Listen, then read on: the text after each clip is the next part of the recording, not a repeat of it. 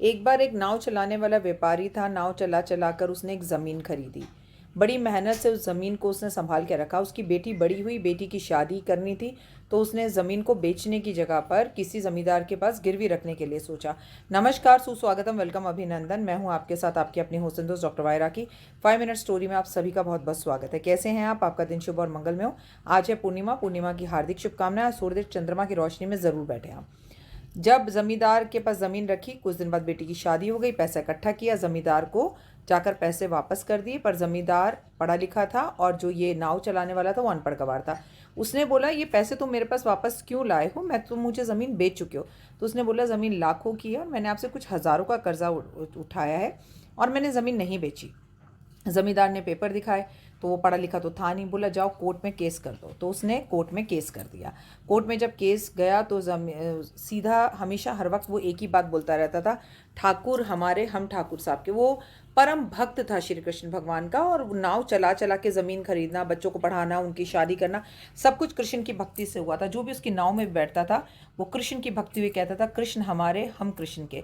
भक्त वात्सल्य कृष्ण उसके हर कामों को पूर्ण करते थे।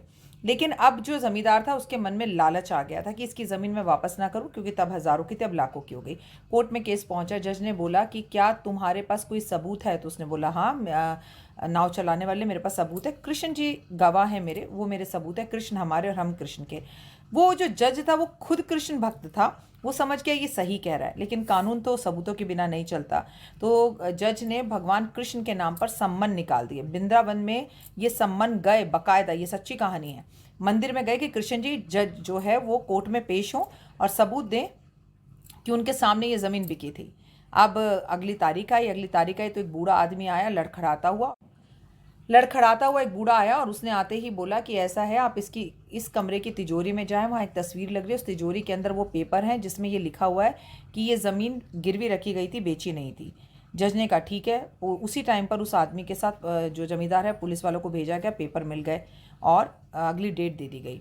अगली डेट पर जज ने उससे पूछा, नाव वाले से, कि वो बूढ़ा कौन था? कह रहे वो मुझे नहीं पता वो कौन था और कहाँ से आया, लेकिन मैं कृष्ण का और कृष्ण मेरे। और भक्त वात्सल्य कृष्ण स्वयं वो बूढ़े का रूप लेकर आए और पेपर कहाँ रखे हैं ये उन्होंने बताया। जमींदार ने भी माफ़ी मांगी और उसको उसकी ज़मीन वापस दे दी। कौन कहता है भगवान आते नहीं? तुम भगवान को बिल्कुल भक्ति और भाव से बुलाते नहीं। तो अगर आपकी सबूत भी देने हो ना, गवाही भी देनी हो, तो भगवान गवाह बनकर कोर्ट में तक आ जाते हैं। बस अपना विश्वास और डोर विश्वास की बंधाए रखेगा। कमेंट्स में जय श्री राधे, जय श्री कृष्णा, जय माता।